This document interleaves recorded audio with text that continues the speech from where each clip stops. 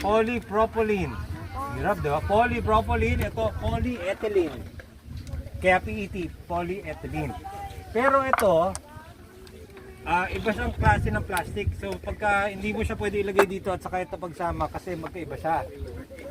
Kaya ito, lahat na nakolekta natin ganito ngayon, isa-shred natin siya dito, lalagay natin dito para magiging maliliit na bagay siya.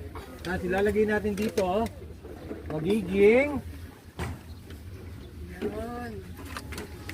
dati ganito, magiging ganito.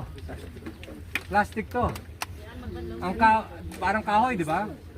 Yung kahoy, inaanay, nabubulok. Ito, tingnan niyo yung nasa likod nyo, yung bahay na yan. Gawa yan sa ganito. Siguro nakabili din sa araw, mga 2 taon na yan. Pero hindi pa rin siya nabubulok.